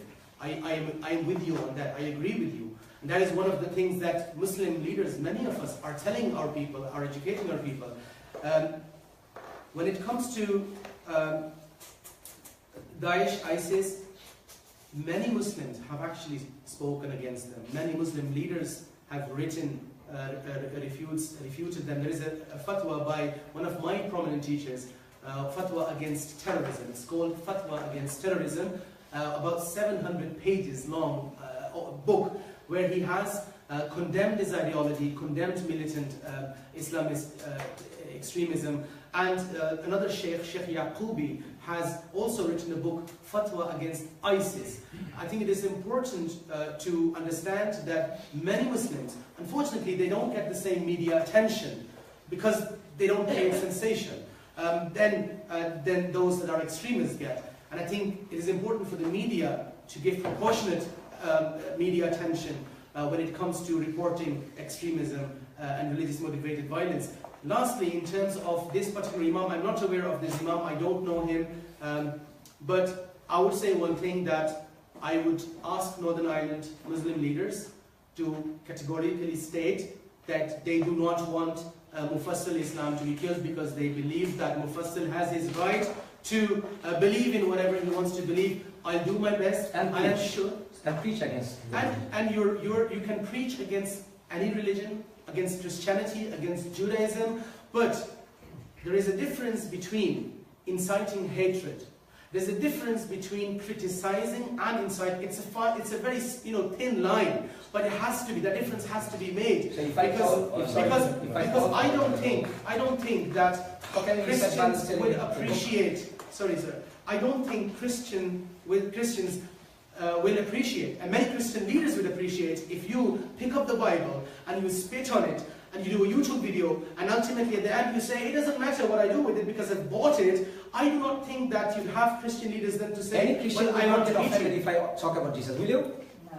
Would you be okay with him spitting on the Quran? I'm talking about Muslim I think you're going back on rhetoric. I said that many times. I do not believe in that any purpose will be served by spitting or burning, and I made it very clear in the end of the video. That's why the Muslims do it around the world. But you've done so. I said it so. Muslims are, that was the purpose to show. So that was the purpose to show, because the burning books, burning, you're killing. I think we exhausted religions. this question Okay. already. All right, Can we welcome another one?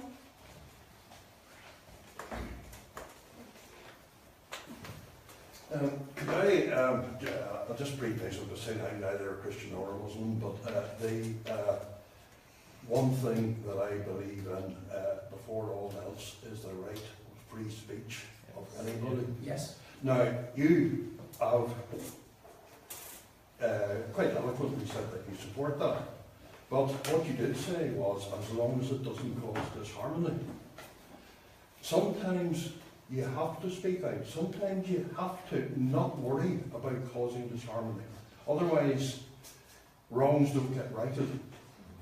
Now, I only met you yesterday. I didn't know your story, but it is typical of what is happening under the surface all the time in society. Not just with Islam, but with terrorism in general. We've had our share of terrorism here. Terrorism still going on. People who speak out to it, about it are accused of putting the peace process at risk. I remember when back in the sort of 70s and 80s, when there was a major terrorist massacre of the first thing everybody said was, nobody must say anything. That would make the situation worse. So, before all religion, before all belief, etc., everybody must give everybody else the right to speak freely. Not to advocate violence or killing anybody or anything, but to speak freely. Thank you.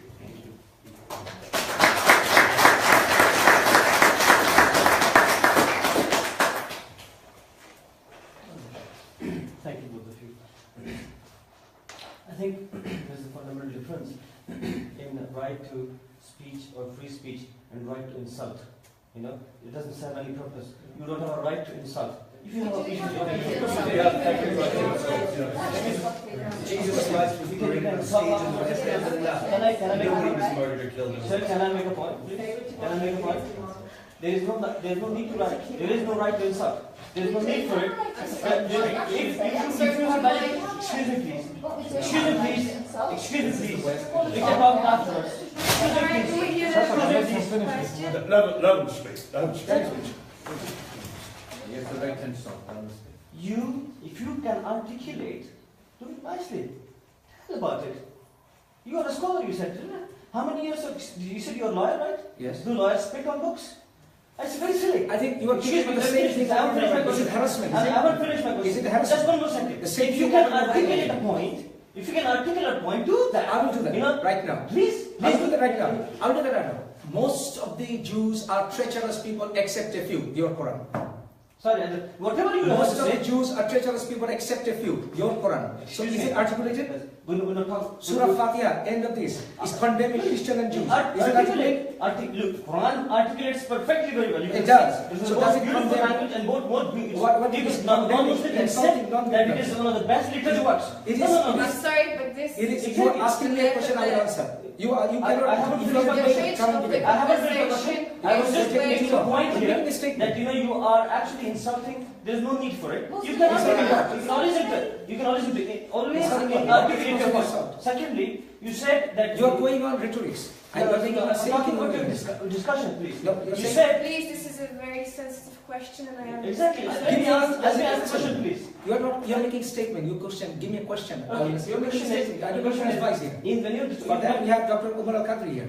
So you are not here to make a statement. You have a question. Ask I them. have a question. Okay, go on. You know, in your statement you said, "Lakum dinukum" What was is an it? ayah which was during the time of Mecca.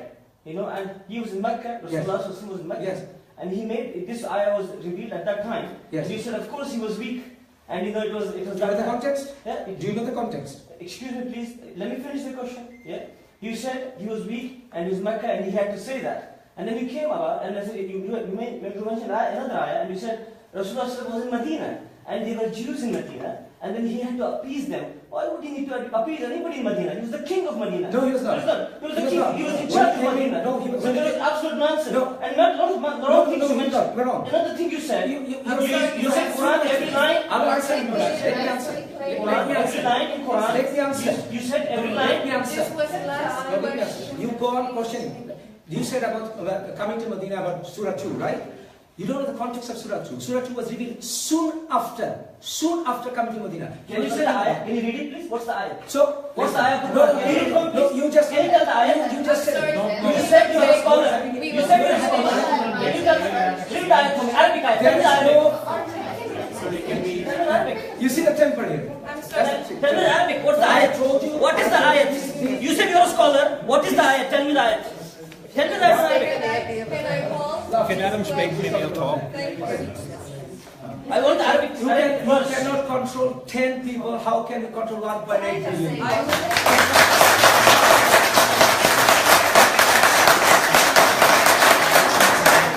You don't need to control us. Can you please tell us the ayah? Ayah of the Quran in Arabic. In Arabic, please.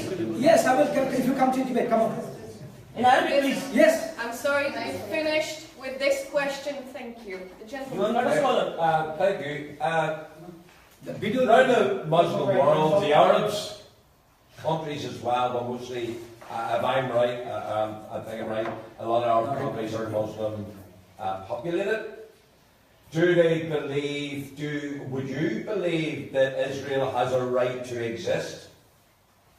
That's a That's the question. That's a question. Okay, thank you very much for the question. Before I answer the question, can I just say that this is a discussion, and you say that you cannot control 10 people. Well, my brother is one, but you have 9 other Muslims that are really, listening with patience and tolerance. Why are you not mentioning that? It's important to mention that. Secondly, in regards to, what the Quran says about Christians, I can quote you. إِنَّ الَّذِينَ آمَنُوا وَالَّذِينَ هَادُوا وَالنَّصَارَى وَالصَّابِينَ, and I can do that with the Arabic text. Quran says among the Christians, among the believers, believing Muslim, Christians and Jews and Sabians are people that believe in God and people that do good. This is Surah from Maida. Surah Maida. Women, please. And for them there will be reward in the hereafter. The Quran speaks about Christians and Jews in a very positive way also. I think it's important to contextualize. Can I just answer the question about Israel? I believe strongly, and I am very vocal about this, I believe that the Palestinians and Israelis both should sit around the table and both have the right to exist. Yeah, I believe both have the right to exist. I believe that it is wrong to give one particular community only the right to exist. I believe it is important that we should give equality and we should believe in equality, and both should have the right to exist. And this whole pick and choose game is also the reason why the conflict has never been solved. Sorry, excuse me, I'm talking, please, sorry, I'm talking, no, sorry, please. You can ask your question when it's your turn. But Israel has already given I believe both have the right to exist. Again, this is not our topic, and I understand that a lot of things are motivating your questions, but let us please stick on the topic. Thank you. I'm going to try and ask my name is Jordan Stewart, by the way. I'm going to try and ask a question on apostasy. It seems to me that as Muslims, you're able to be here freely without the threat of death. But yet a person here in the West who has actually, with other prime examples of Salman Rushdie, where there was Islamic states who actually put out death threats against him. There was marches all across Iran, even in London, for his death, for people calling for his death. I would say that Islam has a little bit of an image problem in that case. So, as with all religions, enlightenment needs to happen. We need to, I think, revise and change them through time to make sure that they fit with modern society. What do you propose, and your fellow imams propose to do to change this about Islam? And thank you for coming to the debate, by the way. Thank you. Can I just correct you first that it wasn't the Islamic State that has called for the death of... I didn't say Islamic State, okay, I said Islamic states. Okay, states. Okay, that even is wrong, because there was no state except one, which not even, it wasn't even the state, it was the religious and spiritual leader of Iran, Khomeini, who issued a death penalty against Salman Rushdie. But at the same time, the question about the death penalty of Salman Rushdie was asked to Sheikh Al-Azhar, and Sheikh Al-Azhar replied by saying that we do not agree with it. We don't agree with this death penalty. The issue of Salman Rushdie became quite prominent, as you rightly mentioned, and there were a lot of marches throughout the Muslim world of anger, and I believe that... Throughout the Western world too, actually. Sorry? Throughout the Western world. Throughout the Western world, absolutely. And I believe when I review this, I believe strongly, and not only myself, many Muslim leaders believe that that response was absolutely wrong.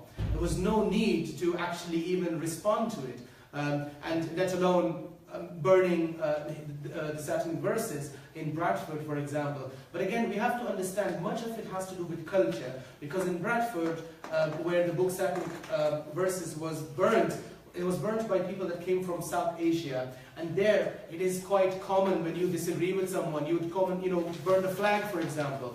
But here in the West, and even among certain Arab countries, it is not the custom. May I ask you where you class South Asia, because Asia's... Pakistan, India, yes, Pakistan, India. Yeah. And I believe that I was wrong. I mean, many Muslim leaders do not agree, like myself, with the death penalty. I mean, he's written a book and he's committed blasphemy. That's it. Let God deal with him. Who are we to? Why should we even be bothered? What are we Muslims doing about it? That's your question. Yes. Muslim leaders, imams, shuyukh, around the world, they are coming together to ensure that Muslims get that enlightenment. And I agree that we do need that enlightenment. But when we say enlightenment, what we need, what kind of enlightenment should we have? You know, because of course there's an enlightenment era of the Christianity, of the Christians. What kind of reform does Islam need? The reform that Islam requires is to ensure that we go back to the tradition, early tradition of Islam. What? The early, let me speak, please. The early tradition of Islam. And when I say the early tradition of Islam, how Islam was very pluralist, how it, for example, allowed for people having different religions, different ideas, and still people lived. The great example of pluralism is the state of Medina. When someone referred to the Prophet Muhammad as the king of Medina, what happened was the Prophet Muhammad was in fact the head of the state of Medina. And there have been various different studies done by schools of theology in the West, where they have agreed upon that the Medina, the state of Medina, was in fact a pluralist state, which means that people, whether they were Jews, Christians, or Muslims, or other beliefs, they were all able to live together in peace. And I think that the enlightenment we need is to go back to our tradition. And again, in terms of human rights, we need to understand Islam. And this is the thing, that even Islam has flexibility when it comes to its rulings. There is a concept called ijtihad, which is to have legislation and rulings from Quran and Sunnah, inspired from the Quran, but make them flexible and to address the needs of the time. For example, what was the need of the time, and to make sure that these rulings, and I'll give you one example. Maqasid al-Sharia, one of the biggest objective of Islam is, for example, the protection of faith. One of the biggest objective of the objective of Sharia is to protect this faith. In that term, previously in history, certain people, they said, well, we are going to protect, like other religions, they protected their religion by anyone that would commit treason, anyone that would leave this religion, there used to be a death penalty. And they adopted that. In those days, it was, it worked, kind of. It worked that it kind of protected in the early time, that the religion. However, if you look at it now, and if you say, well, there should be a death penalty because someone leaves Islam, you're not going to protect religion. It's going to damage. I mean, even any person with common sense would say, in this day and age, if you have to kill someone because he changes his faith, something wrong with that ideology. So therefore, you have to adopt these rulings. And this is something that a lot of scholars are actually now writing about, and they are promoting these ideas. And at the forefront is the great institute of Al-Azhar. And I think it's important to recognize and acknowledge their role in this. And I think, well, I'm not going to go further. Yes. Okay, right, thank you very much. First of all, Islam is against reformation. Yes, you cannot change the Quran. Simple as that. You have to believe it verbatim. Secondly, my brother is here wrong when he said only South Asian people went on protesting and burning. We know Khomeini, who declared the death sentence against Salman Rushdie. He was not South Asian. And as far as troublemaking is concerned, I think the Danish garden created trouble, havoc around the Muslim world.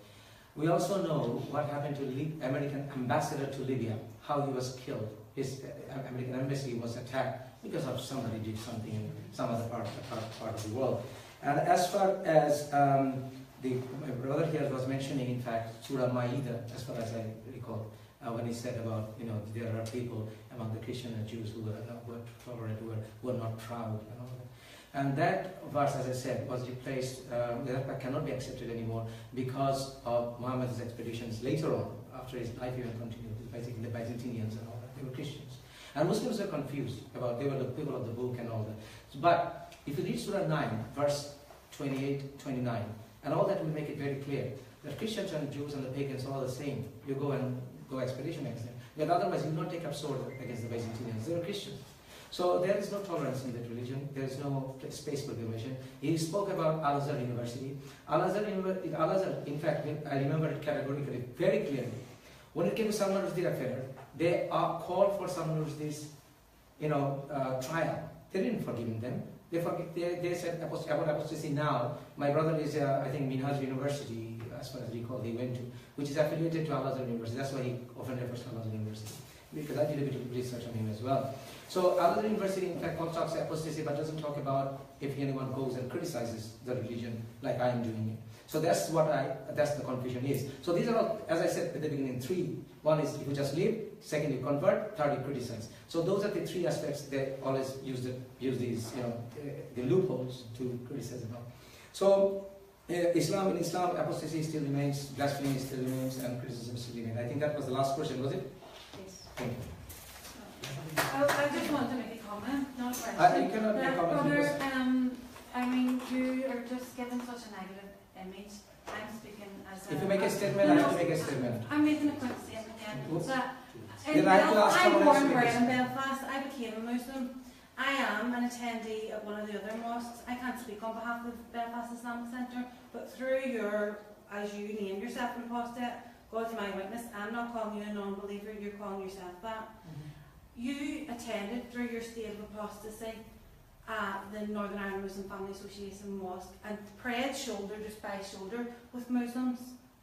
Sorry, say that again? You have prayed in a mosque in Belfast Yes. with no negative reaction. I was not an apostate then. You have been recently in the past year. Yeah. Praying. No, not since I left Islam, no. Well, How can I go I and also pray? want to say that I've had a previous interaction with you, and the gentleman over here, I'm guessing Christian, both speaking kindly on behalf of Christians, mentioned how words can be hurtful and harmful. The approach of a person to another person. When you were getting death sentences, sister, No, one no. second. When you were What getting I'm death saying- sentence no, every I'm single gonna day. finish my No, sentence. when you were getting I death, experienced when you this as video, which is Muslim. going live now, which is going live now, right now, you are getting death sentence against me right now in dozens. Am I right? Yeah. Am I right? Can you understand very much that? When this video is getting death sentence right now for having this dialogue, how can you expect me to keep any more? They don't represent us. They don't represent Well, of course, us. it's always the 10 is not Why? represented. I would like to Okay, I think be it's this concluded. the last conclusion and the last question. Thank you everyone for attending. I think first of all a round of applause for our speakers. Yeah.